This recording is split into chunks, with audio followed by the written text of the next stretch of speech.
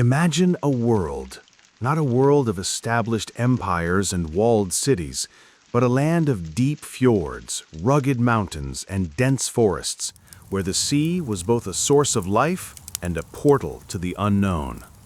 Think of 8th and 9th century Scandinavia, an era of transition where life was shaped by nature's harshness, clan loyalty, and an incessant quest for glory and fortune. It was a land of ancient mysteries, where the gods of Asgard walked among men, and destiny was woven by the Norns. The air was charged with a wild energy. Life was brutal and ephemeral. The land, though rich in resources, was unforgiving, demanding strength and resilience to survive. Society was tribal, with local chieftains ruling small kingdoms, and loyalty to clan and family was paramount. Honor was everything, and vengeance a sacred duty. Death in battle was glorious, promising a place in Valhalla, the hall of the gods. This is not just a tale of kings and kingdoms, but the saga of a people who, driven by necessity, ambition, and a culture of war and exploration, would dare to challenge the limits of the known world.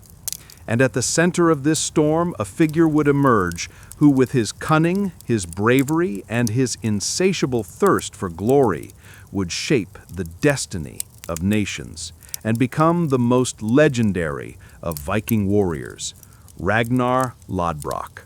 The Viking Age, which stretched from the late 8th century to the mid-11th century, was not just a period of plunder and terror, but an era of exploration, trade, and settlement that would transform Europe and the North Atlantic. The Vikings, Norse people from Scandinavia, were unmatched sailors and warriors, whose dragon ships, the longships, were the tools of their expansion. The Viking longship was a marvel of naval engineering. Light, fast, and capable of navigating both ocean waters and shallow rivers, it allowed the Vikings to attack with speed and surprise, appearing where least expected. Their prows adorned with dragon heads terrified coastal populations, announcing the arrival of a relentless force. The reasons for Viking expansion are complex and multifaceted. Overpopulation in Scandinavia, the search for new agricultural lands, the thirst for riches, and the ambition for personal glory were factors that drove these warriors to sea.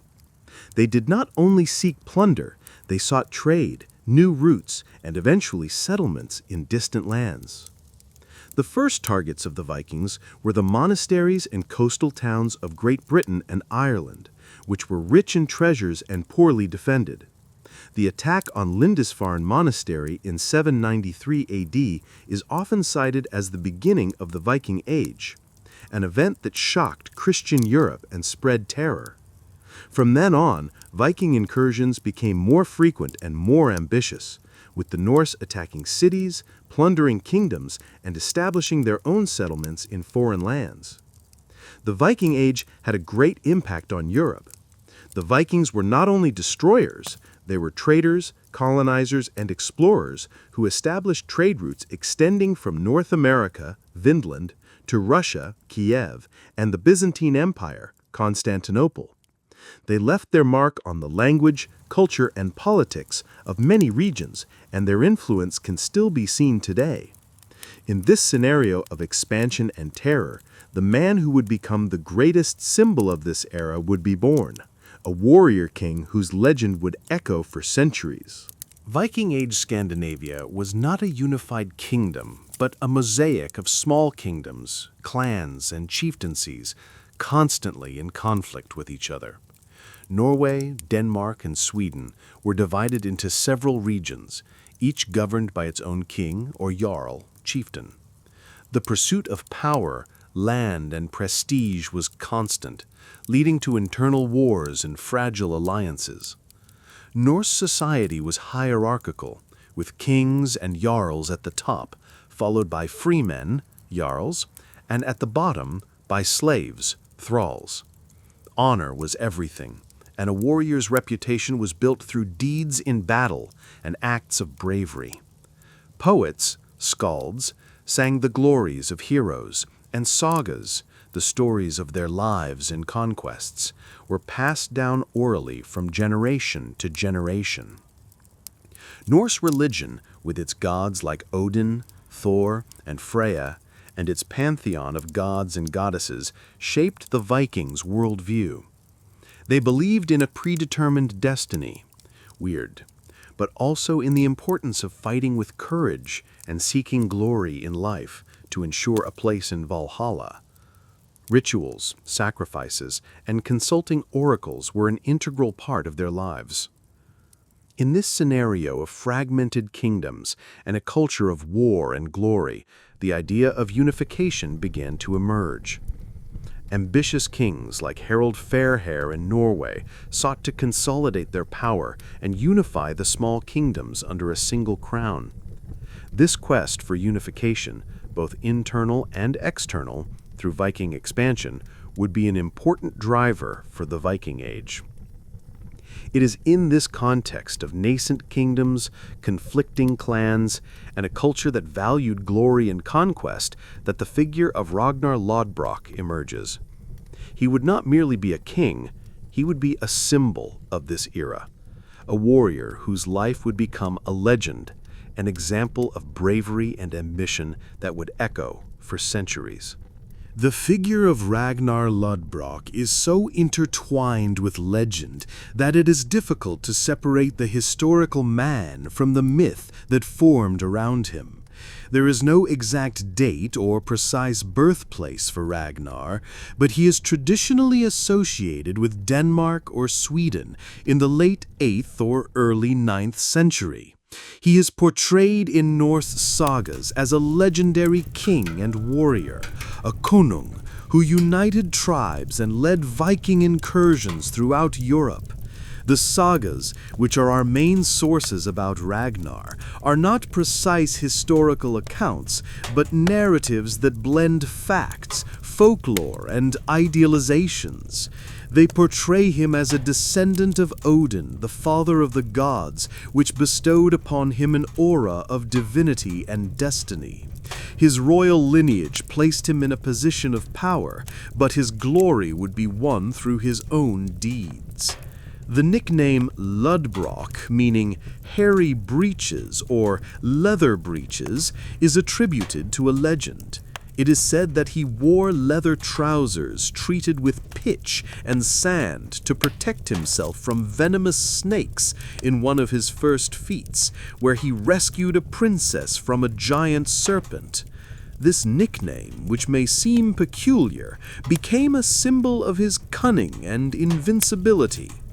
Ragnar is often associated with a series of legendary feats, such as capturing a giant serpent, defeating bears, and conquering distant kingdoms. He is depicted as a man of great beauty, charisma, and intelligence, capable of inspiring loyalty in his men and terror in his enemies. He was a master of poetry and rhetoric, able to compose verses about his own exploits. His childhood, though not detailed in the sagas, would have been shaped by Viking culture, training in arms, horsemanship, navigation, and the pursuit of glory. He grew up in a world where might was right and ambition a virtue. The stage was set for the emergence of a leader who, through his bravery, his cunning, and his insatiable thirst for glory, would become the most legendary of Viking warriors, a king whose exploits would echo for centuries. His journey was just beginning, and Europe was about to feel the fury of the Serpent King. Ragnar Lothbrok's childhood in the untamed landscapes of Scandinavia was not a period of luxury or peace. It was, instead, a brutal crucible where survival was the only lesson and war the only school. Born into a tribal society where strength and honor were the pillars, Ragnar was immersed from an early age in the warrior culture of his people. He did not know a permanent home in the traditional sense, but the herd, the retinue of warriors and companions of a chieftain, was his home, constantly on the move, following raids and campaigns. From an early age, Ragnar was trained in the arts of war. He learned to wield the axe, sword, and spear with skill, becoming a formidable fighter. The training was rigorous, focused on physical strength, agility, and endurance. He learned to fight in formation, maneuver in combat, and understand the logistics of raids. His childhood was shaped by Norse military discipline, the harshness of life, and the constant threat of conflicts between rival clans. But Ragnar's training went far beyond hand-to-hand combat. He was trained in the use of the longbow, a powerful weapon that required great strength and precision. He learned to hunt, not only for subsistence, but as a form of military training, honing his skills in tracking, ambushing, and group coordination. Hunting was a battle simulation, where patience, cunning, and ferocity were rewarded. Crucial to Viking life was navigation. Ragnar learned the art of sailing and rowing longships, reading the stars and sea currents, and navigating treacherous fjords and open seas. He understood the importance of speed and surprise in attacks, and the ability to appear where least expected. This nautical skill would be fundamental to his future incursions and conquests. Ragnar grew up observing the brutality of Viking raids, the pillaging of monasteries and cities, and the subjugation of other peoples. Ragnar Lothbrok's legend does not begin with great armies or kingdom conquests, but with feats of bravery and cunning that set him apart from his youth. The Norse sagas, though mixing fact and folklore, describe these early acts as the prelude to his future glory, forging his reputation as a fearless warrior and a charismatic leader. One of the most famous of these legends involves the rescue of Lagartha, a shield maiden and ruler of a small kingdom in Norway.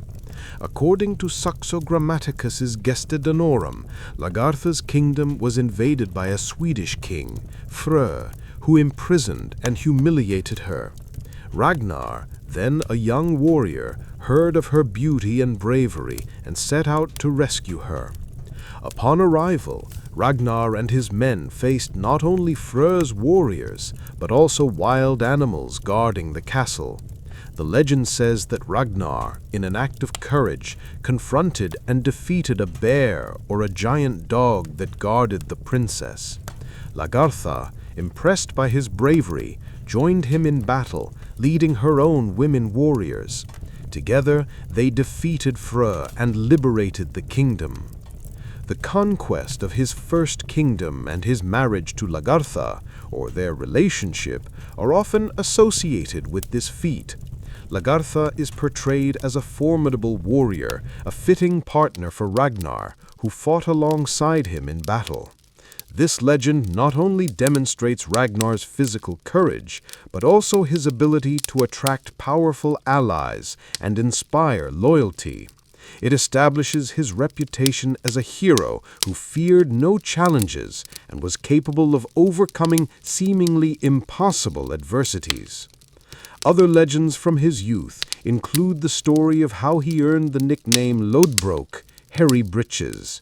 It is said that he wore leather trousers treated with pitch and sand to protect himself from venomous snakes in one of his first feats, where he rescued a princess from a giant serpent. This story, though fantastical, symbolizes his cunning and his ability to adapt to any challenge. These early exploits, whether historical or legendary, were crucial to Ragnar's rise. They established him as a fearless warrior, a charismatic leader, and a man of destiny, preparing him for the incursions and conquests that awaited him and that would make him the most legendary of Vikings. The life of Ragnar Lothbrok, like that of many Viking kings, was marked by multiple marriages and numerous offspring, whose children would become legendary figures in their own right and be crucial to his legacy. The sagas describe three main wives for Ragnar, each with her own story and influence. The first and most famous is Lagartha, the shield maiden who fought by his side and with whom he had children. Lagertha is portrayed as a formidable warrior, a military leader in her own right, who did not hesitate to take up arms to defend her kingdom and her husband. Her story is a testament to the strength and independence of women in Viking society. The second legendary wife is Thora Borgerhjart, Thora, Deerheart, daughter of a Swedish jarl.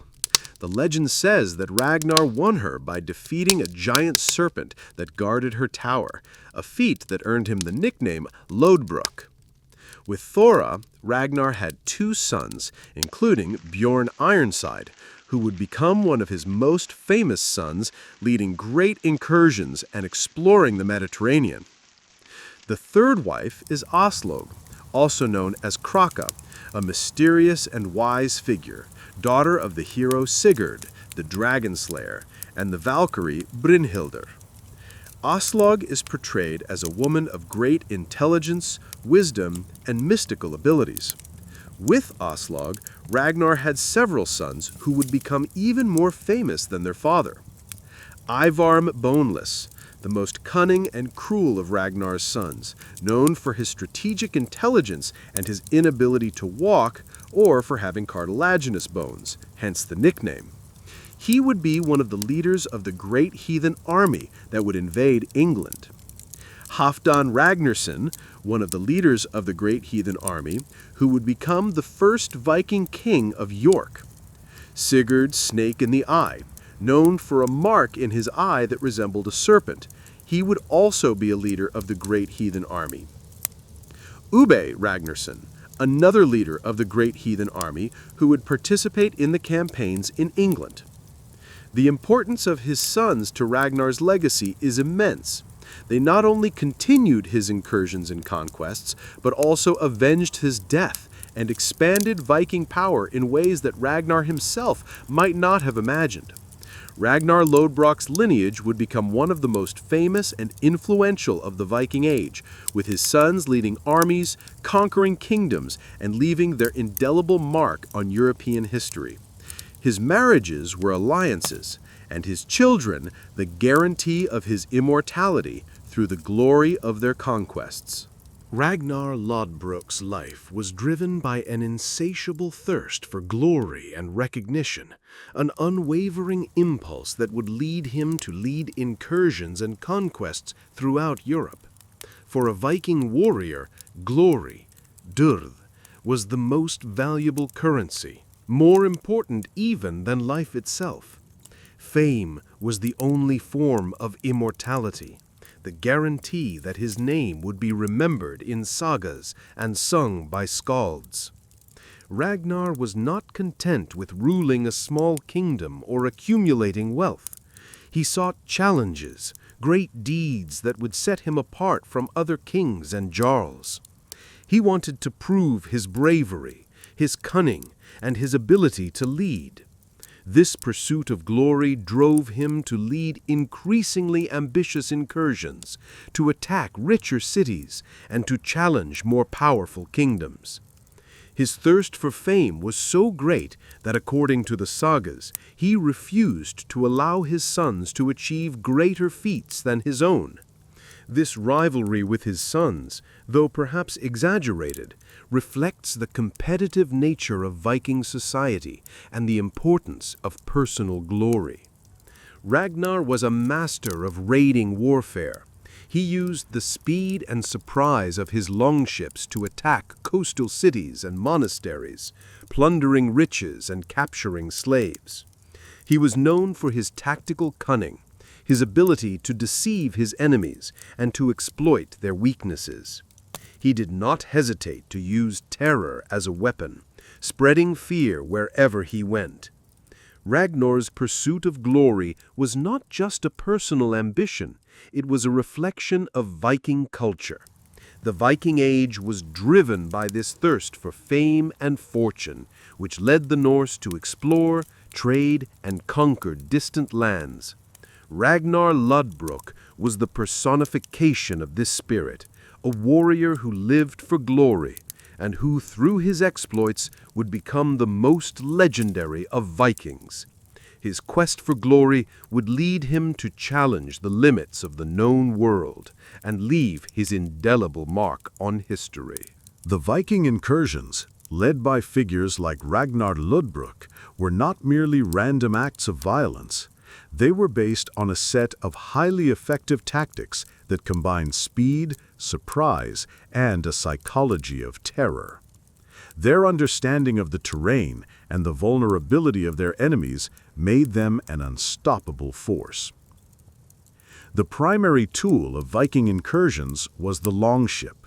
These ships, light, fast, and capable of navigating both ocean waters and shallow rivers, allowed the Vikings to appear where least expected.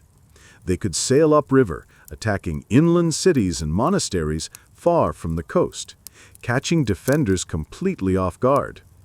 Their ability to disembark quickly and launch surprise attacks was a crucial advantage. Speed was essential.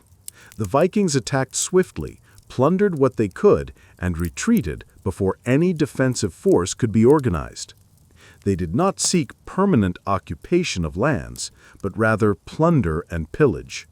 Their mobility allowed them to cover vast distances in a short time, attacking multiple targets in a single campaign. Surprise was another key tactic. The Vikings attacked at unexpected times, often during religious festivals or when local armies were unprepared. Their reputation for brutality preceded them, spreading fear and demoralization among populations. The mere sighting of a Viking longship on the horizon was enough to cause panic. Brutality was a psychological weapon. The Vikings did not hesitate to commit atrocities, massacring populations, burning villages, and plundering churches. This policy of terror aimed to break the will of resistance and force submission. Cities that resisted were subjected to brutal sieges, and, once conquered, their populations were massacred or enslaved. Maneuver warfare was another effective tactic. The Vikings avoided direct confrontations with larger armies, preferring guerrilla attacks, ambushes, and flanking maneuvers. They used the terrain to their advantage, leveraging forests, swamps, and rivers to hide and launch surprise attacks. Their ability to adapt to different terrains and use flexible tactics made them a formidable enemy. The Viking raiding tactics, perfected by Ragnar Lothbrok, were a testament to his cunning and his ability to exploit his enemies' weaknesses. Ragnar Lothbrok's pursuit of glory and military exploits not only earned him fame, but also power. The sagas portray him as a king, a cunning, who managed to conquer and consolidate his own kingdom in Denmark or Sweden, or perhaps parts of both. This ascent to kingship marked the pinnacle of his power and the materialization of his ambition. The conquest of his own kingdom was not a single event, but a gradual process, marked by battles against other jarls and local kings. Ragnar used his military skill, his tactical cunning, and his ability to inspire loyalty in his men to defeat his rivals and expand his dominion. He was a charismatic leader, capable of attracting followers and forging alliances with other Viking chieftains. As king, Ragnar governed from his mobile court, traveling between his various domains. He was a leader who, though focused on war and plunder, also sought to consolidate his power and establish a certain order in his kingdom. He was a judge, a lawgiver, and a protector of his people, ensuring justice and security in his lands. His ascent to kingship was a testament to his ability to transform fame into power. He was not just a warrior, he was a political strategist who understood the importance of consolidating his dominion and establishing a power base for his future incursions. He was a king who led by example, fighting alongside his men in battle and sharing the dangers and rewards of war. Ragnar Lothbrok's kingdom, though perhaps not as vast or centralized as the Christian empires of Europe, was a force to be reckoned with. He was the king of the Vikings, the leader who inspired fear in his enemies and loyalty in his followers. His ascent to kingship marked the peak of his career and the beginning of a new phase in his life, a phase that would lead him to challenge the greatest kingdoms of Europe and leave his indelible mark on history. With his ascent to kingship and his insatiable thirst for glory, Ragnar Lothbrok turned his eyes to the rich and seemingly vulnerable lands of England. The 9th century was a period of fragmented Anglo-Saxon kingdoms, often in conflict with each other, and with few coastal defenses against the growing threat of the Vikings. England, with its treasure-filled monasteries and prosperous cities, was a tempting target for incursions. The sagas attribute a series of devastating incursions into England to Ragnar. Although the details are often mixed with legends, the essence of his campaigns was speed, surprise, and brutality. The Viking longships, with their ability to navigate in shallow waters and appear where least expected, allowed Ragnar and his men to attack isolated monasteries and coastal towns, plundering riches and capturing slaves before any defense could be organized. One of the most famous targets of Viking incursions, and one that fits Ragnar's period, was the Kingdom of Northumbria in northern England. Northumbria was a rich kingdom with prosperous monasteries like Lindisfarne, which had already been attacked by Vikings in 793 AD. Ragnar's incursions into Northumbria would have been particularly brutal, with the plundering of churches, the destruction of villages, and the massacre of populations.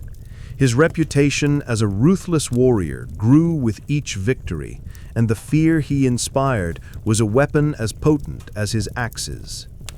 Ragnar's incursions into England were not just for plunder. They were also a way to establish his supremacy, to extract tribute, and to ensure the loyalty of other Viking chieftains who joined his expeditions. He was a charismatic leader, capable of gathering large fleets and armies for his campaigns. His presence in England was a sign of terror for the Anglo-Saxons, who saw the Vikings as a force of nature, a divine punishment. His ability to plan and execute large-scale incursions, to navigate treacherous seas, and to appear where least expected, made him a formidable enemy. Ragnar's incursions into England were a prelude to the arrival of the great heathen army led by his sons, who would seek vengeance and conquest on an even greater scale.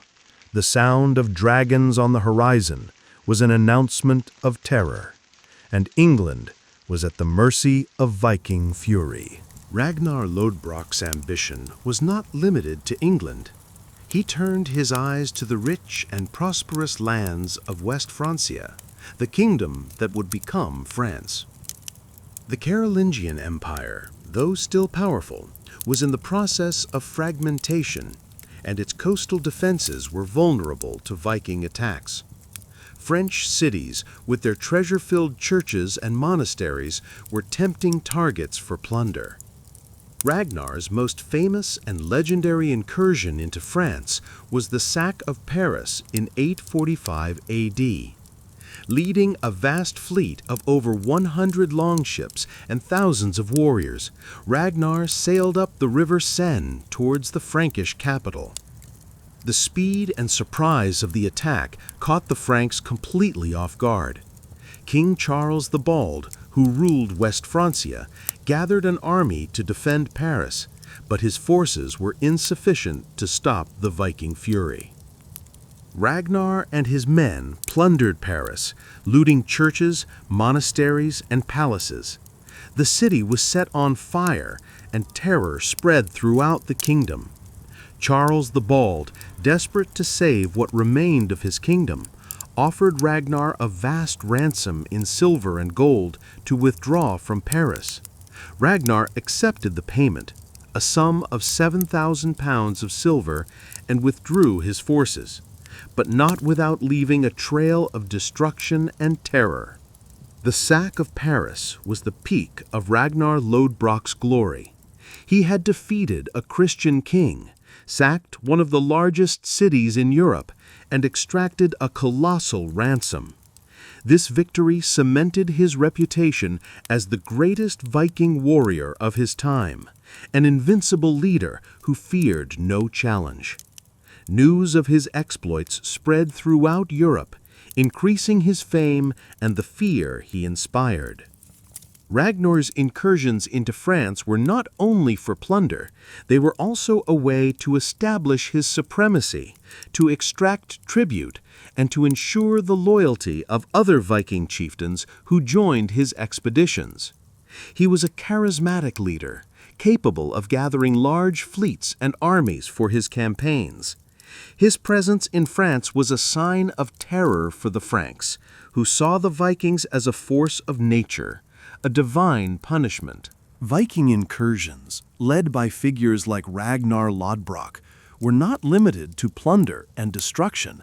They were masters in the art of extortion, using hostages and demanding ransoms as a way to obtain riches and exert control over Christian kingdoms. This tactic, though brutal, was highly effective and became an integral part of Viking incursions. After plundering a city or a monastery, the Vikings frequently captured hostages, including nobles, clerics, and royalty. These hostages were held captive and used as bargaining chips. The Vikings demanded vast sums of silver, gold, and other valuable goods in exchange for the release of the hostages. The threat of torture or execution of the hostages was a powerful tool to force kings and local leaders to accede to their demands. The payment of ransoms, known as danegeld, Danish gold, became a common practice in Europe. Kings and emperors, desperate to save their cities and subjects, paid vast sums of money to the Vikings for them to withdraw and spare their lands. This practice, though humiliating, was often the only way to avoid total destruction. The danegeld not only provided riches to the Vikings, but also encouraged them to continue their incursions, as they knew they could extract more money from their enemies. Ragnar Lothbrok, in particular, was a master in this art of extortion. The sack of Paris in 845 AD is a classic example. After plundering the city, Ragnar demanded a colossal ransom in silver to withdraw. Charles the Bald, the king of West Francia, was forced to pay the sum of 7,000 pounds of silver to save what remained of his kingdom.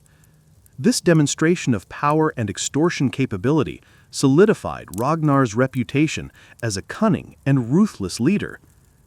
The use of hostages and ransoms was not just a way to obtain riches, it was also a way to exert control and humiliate Christian kingdoms. The Vikings demonstrated their superiority and their ability to impose their will, forcing kings to submit to their demands.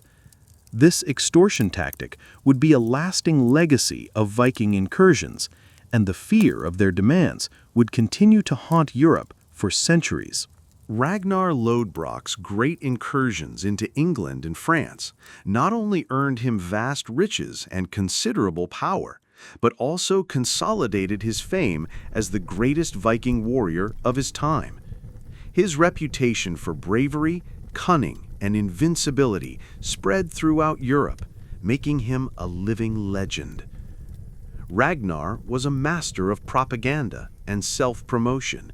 He composed verses about his own exploits and encouraged his skalds to sing his glories. He was a man who understood the importance of fame for building his power and legacy. His reputation as a fearless warrior inspired loyalty in his men and terror in his enemies. His ability to lead large fleets and armies on ambitious incursions, to defeat kings, and to plunder cities set him apart from other Viking chieftains. He was the king of the Vikings, the leader who inspired fear in his enemies and devotion in his followers. His fame was so great that many other Viking chieftains tried to emulate his deeds, seeking the glory and fortune he had achieved. The consolidation of Ragnar Lothbrok's fame was not just a result of his military victories. It was also a reflection of his charismatic personality and his ability to inspire. He was a leader who connected with his men, who shared the dangers and rewards of war. He was a man of intense passions, both in war and in life, which made him a fascinating and memorable figure. His fame became an enduring legacy that would transcend his own life. The sagas about Ragnar and his sons would be told and retold for centuries, shaping the image of the ideal Viking and inspiring generations of warriors. His glory was not just personal, it was the glory of his people, the glory of the Viking Age. Ragnar Lothbrok was the personification of the Viking spirit, a warrior king whose legend would echo throughout Europe, a symbol of bravery, cunning, and the insatiable pursuit of glory. Ragnar Lothbrok's life was an incessant quest for glory, and he knew that to maintain his fame and prestige, he needed to continue performing great deeds. However, his last incursion would be an act of audacity that would turn into his ruin, sealing his destiny in a legendary and brutal way. The sagas say that Ragnar, in his old age, was concerned that his sons would surpass him in glory. He wanted to achieve a feat that none of them could equal.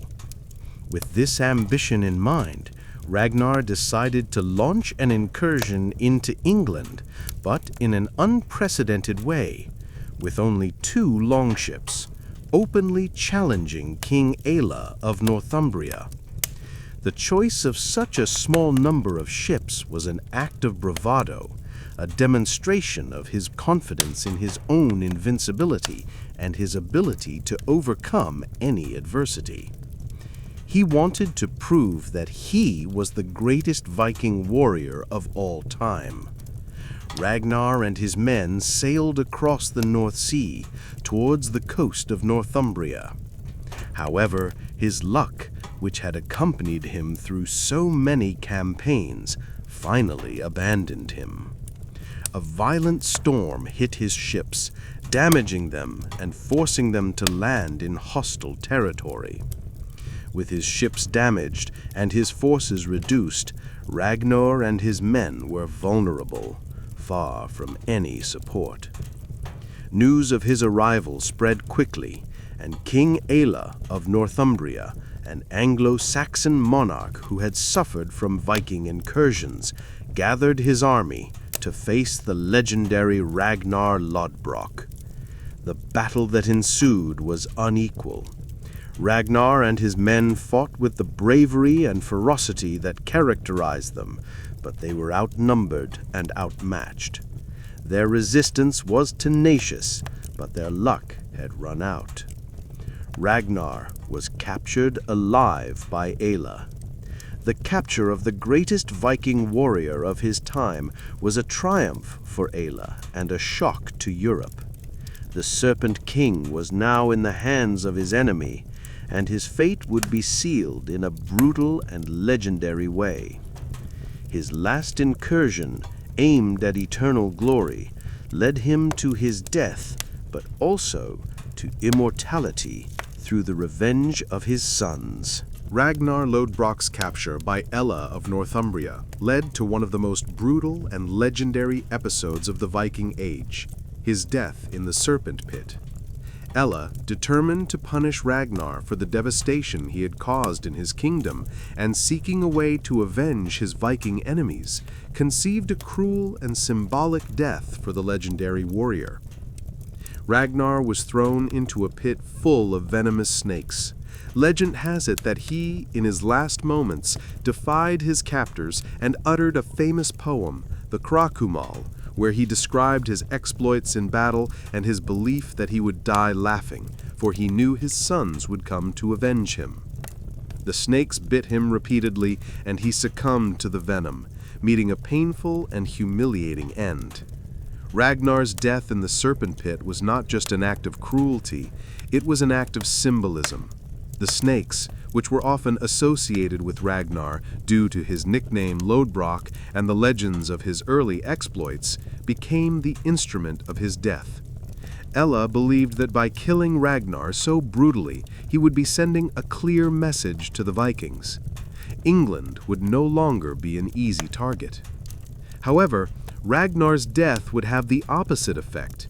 News of his death and the brutal way he was executed spread quickly through Scandinavia, reaching the ears of his sons. Vengeance, blot, was a sacred duty in Viking culture, and the death of a father demanded retribution. In 865 AD, Ragnar's sons, Ivar the Boneless, Halfdan Ragnarsson, Sigurd Snake in the Eye, and Ubbe Ragnarsson, assembled an unprecedented force, a vast coalition of Viking warriors from all over Scandinavia, which became known as the Great Heathen Army, or Great Viking Army. This was not a common raiding army, it was an invasion force, determined to conquer and avenge their father's death. The Great Heathen Army was composed of thousands of warriors, with hundreds of longships, and its arrival in England was an event of cataclysmic proportions. They landed in East Anglia and quickly began their march of revenge and conquest. Their first priority was the kingdom of Northumbria and King Aella, responsible for Ragnar's death.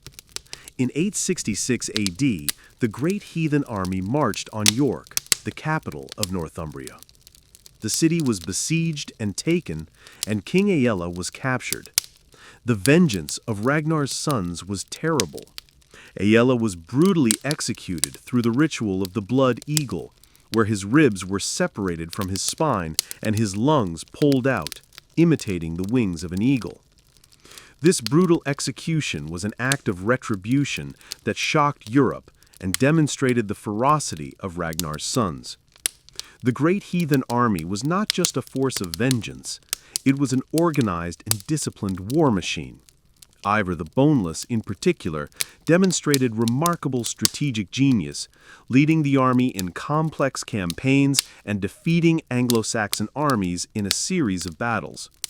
Their ability to coordinate vast forces and use innovative tactics made them an unstoppable force.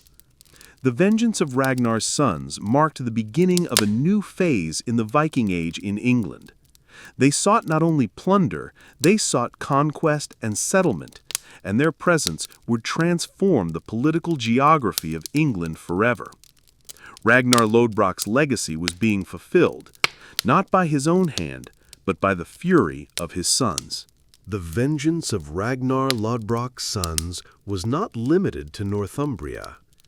The Great Heathen Army, driven by ambition and the search for new lands, launched a series of campaigns that would result in the conquest of several Anglo-Saxon kingdoms and the creation of a new order in England.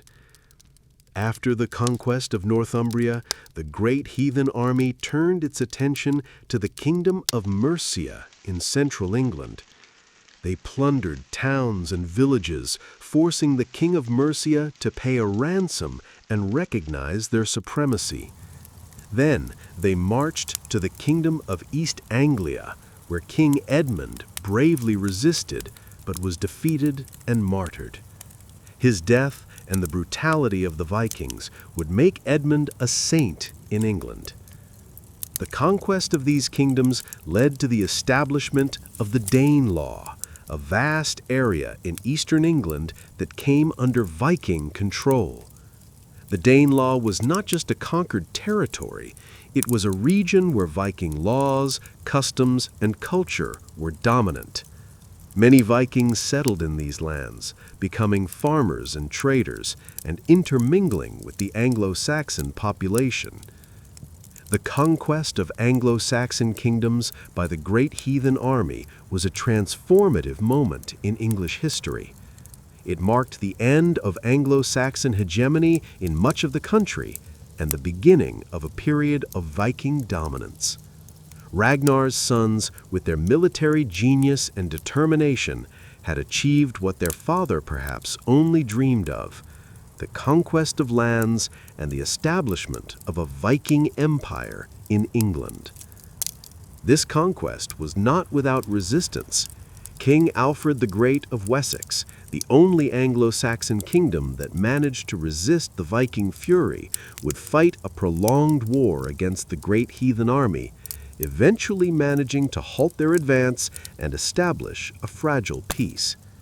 However, the legacy of Ragnar's sons and the Viking presence in England would be lasting, shaping the language, culture, and politics of the country for centuries. Ragnar's vengeance had been fulfilled, and his sons had forged an empire in his name. The journey through Ragnar Lothbrok leads us to a fundamental question: how to separate the historical man from the myth that surrounds him. The figure of Ragnar is so intertwined with legend that it is difficult to discern the facts of his life from the deeds attributed to him over the centuries. The main sources about Ragnar are the Norse sagas, written centuries after the events, which are not precise historical accounts, but narratives that blend facts, folklore, and idealizations. The absence of contemporary records and the proliferation of stories that glorify his deeds contribute to the semi-mythical character of his figure. Some historians argue that Ragnar Lothbrok may have been an amalgamation of several historical Viking leaders, whose exploits were combined into a single legendary figure. Others suggest that he may have been a real king, but whose exploits were exaggerated and embellished by the sagas to create an archetypal hero.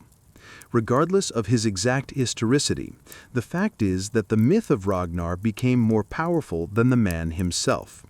He is the idealized Viking, the fearless warrior, the cunning leader who challenged kings and plundered cities. His figure became a symbol of the Viking Age, an icon of bravery, ambition, and the insatiable pursuit of glory. The enigma of Ragnar lies in his ability to transcend history and become a living legend, a name that echoes through the centuries, inspiring fascination and admiration. The impact of the Vikings and figures like Ragnar Lothbrok on the culture and language of Europe was profound and lasting. Although often associated with destruction and terror, the Vikings were also traders, colonizers, and explorers who left their mark on various regions. In the English language, the Norse influence is notable. Thousands of words of Old Norse origin were incorporated into English, especially in vocabulary related to the sea, war, and daily life. Words like sky, leg, anger, berserk, and husband have Norse roots.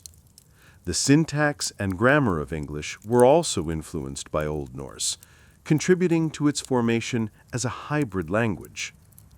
In culture, the Viking presence in England, especially in the Danelaw, led to a fusion of customs and traditions. Viking laws and governance systems were implemented in some regions, and Anglo-Saxon art and architecture were influenced by Norse styles. Their mythology, with its gods and heroes, also left its mark on popular culture, inspiring legends and tales. The legacy of the Vikings can also be seen in the geography of Europe. Place names, especially in England, with suffixes like "by" for villages and "thorp" for hamlets, and in Normandy, France, have Norse origins, a testament to their presence and settlement. They established trade routes that stretched across vast regions, connecting northern Europe with the east and south. Ragnar Lothbrok, as one of the most famous Viking leaders, embodies this cultural and linguistic impact. His legend and exploits have become part of the fabric of European history, and his name continues to be a symbol of the North's strength and influence. The figure of Ragnar Lothbrok and the Viking Age as a whole have experienced a remarkable resurgence in popular culture in recent decades. Far from being just a character from ancient sagas, Ragnar has become a global icon, a symbol of strength, bravery, and adventure. His image was immortalized in television series such as Vikings, where Travis Fimmel played Ragnar Lothbrok, popularizing his story and legends for a global audience. The series, though taking historical liberties, captured the essence of the Viking Age and the complexity of Ragnar's figure, transforming him into a charismatic and multifaceted hero. In addition to TV series, Ragnar and the Vikings have inspired films, books, comics, and video games. They are portrayed as fearless warriors, audacious explorers, and charismatic leaders. Their aesthetic, with their axes, shields, longships, and armor, has become a symbol of strength and a wild, free lifestyle. The popularity of Ragnar in popular culture reflects a continuing fascination with the Viking Age and its values of bravery, honor, and the pursuit of glory. He is an archetype of the hero who challenges limits, seeks adventure, and fears no death. His image is often associated with freedom, resilience, and the ability to overcome adversity. However, this popularization has also led to a certain romanticization and simplification of Viking history. The brutality of the incursions, slavery, and the complexity of social relations are often softened in favor of a more heroic narrative. Despite this, Ragnar Lothbrok's presence in popular culture ensures that his legend continues to be told and to inspire new generations, keeping the Viking spirit alive. Ragnar Lothbrok, the Serpent King, the father of a great heathen army, the warrior who challenged kings and plundered cities. His life, a tapestry of legend and truth, invites us to a profound reflection on the nature of glory, the price of ambition, and the enduring power of myth. He was the personification of the Viking Age, a leader who inspired loyalty and terror in equal measure. His story reminds us that limits are only those we impose on ourselves, and that the pursuit of fame can lead to immortality. The Viking Age, which he so personified, would eventually come to an end, but the legacy of the Norse and their influence in Europe would be lasting. New figures would emerge to shape the destiny of Scandinavia and the continent, no longer through raids, but through the consolidation of kingdoms and the search for a new order.